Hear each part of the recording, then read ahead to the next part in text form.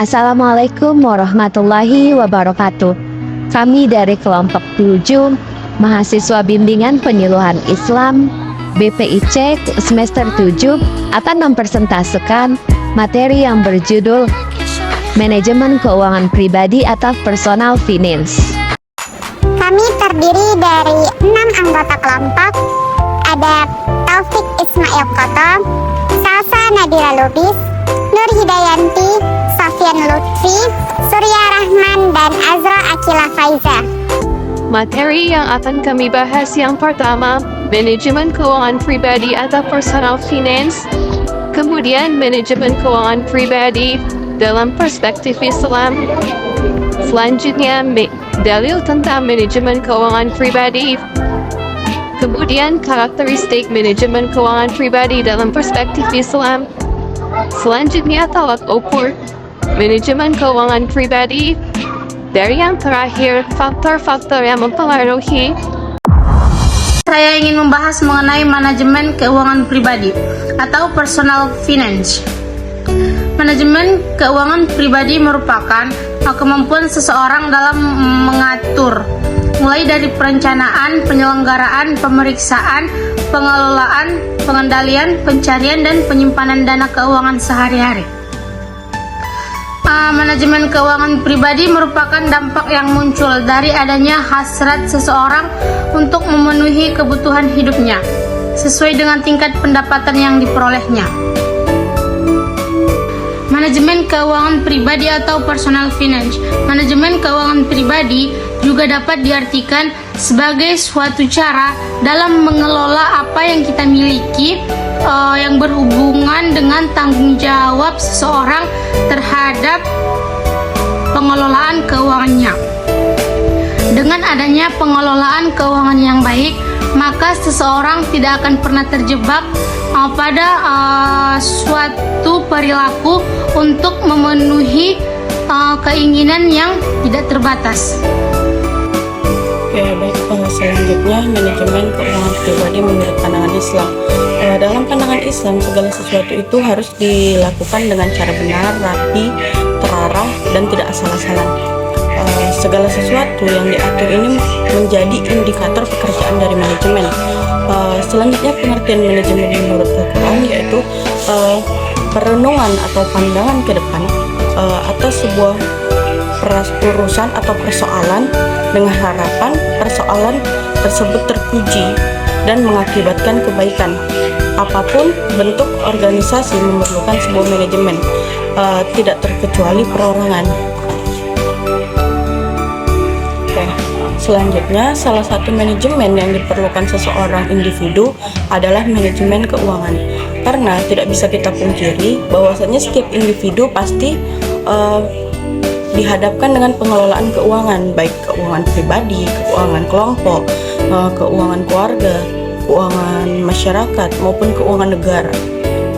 Jadi, manajemen keuangan bagi individu akan membuat keuangan yang dimiliki atau dikelola individu itu teratur, rapi, dan terorganisir, seperti ungkapan yang dianjurkan oleh Ali bin Abi Thalib radhiyallahu anhu dalam buku Ma'ruf Abdullah, bahwasannya sebaliknya apabila sesuatu organisasi, lembaga maupun perusahaan yang tidak dilakukan organisir dengan baik akan dikalahkan oleh kebatilan yang diorganisir dengan baik. Jadi artinya di sini suatu kebaikan yang kita lakukan namun kita tidak mengorganisir dengan baik akan dikalahkan oleh kejahatan atau perbuatan jelek yang diorganisir itu dengan baik. Dalil tentang manajemen keuangan pribadi. Sebagai manusia yang hidup di dunia, tentunya harta menjadi salah satu hal yang dibutuhkan untuk kebutuhan hidup dunia, baik memenuhi kebutuhan makan, sandang, papan, atau kebutuhan keinginan lainnya. Nah, pada dasarnya, kekayaan atau harta yang dimiliki oleh setiap manusia adalah suatu bentuk titipan atau sebagai amanah yang harus digunakan sebagaimana dengan ketentuan Allah Subhanahu wa taala. Dan harta tersebut harus dikelola sesuai dengan wahyu Allah. Pengelolaan keuangan yang didasarkan pada syariat Islam akan mendatangkan kemaslahatan baik saat berada di dunia maupun di akhirat. Hal ini tentunya sudah tertulis di dalam wahyu Allah, yaitu di Quran Surah Al-Furqan ayat 67 yang bunyinya Bismillahirrahmanirrahim. Walladzina idza anfaqu lam yusrifu wa lam yaqturu wa kana baina dzalika qawama. Dan termasuk hamba-hamba Tuhan yang Maha Pengasih, orang-orang yang apabila menginfakkan hartanya, mereka tidak berlebihan dan tidak pula kikir di antara keduanya secara wajar. Dari ayat tersebut dapat diketahui bahwa Allah akan mengasihi orang yang memberikan rezeki halal serta membelanjakan secara wajar serta menyimpan lebihnya guna kepentingan di masa yang akan datang. Sebab pada masa yang akan datang manusia tidak akan pernah tahu berapa banyak uang yang harus dikeluarkan atau digunakan. Maka dari itu harus pandai-pandai untuk mengelola keuangan. Selanjutnya, saya akan menjelaskan mengenai karakteristik manajemen keuangan pribadi dalam perspektif Islam. Yang pertama ada konsumsi. Dalam Islam, konsumsi bertujuan untuk sebagai bentuk perwujudan masalah dunia maupun ukhrawi. Secara umum, dapat didefinisikan sebagai perilaku konsumen dalam memanfaatkan atau menggunakan barang dan jasa guna pemenuhan kebutuhan hidup.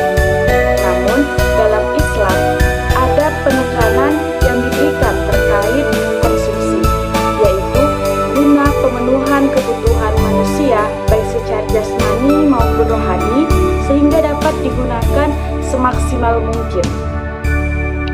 Selanjutnya yang kedua ada tabungan. Dalam Islam, adanya tabungan adalah sebuah konsekuensi dalam prinsip-prinsip yang dimiliki oleh ekonomi Islam serta nilai moral Islam. Hal ini menyebut bahwa setiap insan manusia harus berlaku hemat. Maka dari itu, motivasi yang dimiliki oleh individu tersebut ketika menabung adalah nilai moral hidup yang sederhana dan tidak fakir.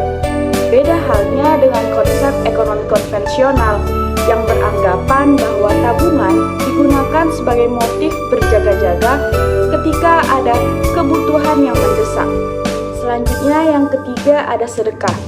Sedekah adalah pemberian dari seorang muslim kepada yang berhak menerimanya dengan hati yang ikhlas dan sukarela, tanpa adanya batasan waktu dan jumlah tertentu, dan hanya mengharap ridho dari Allah Subhanahu wa Ta'ala.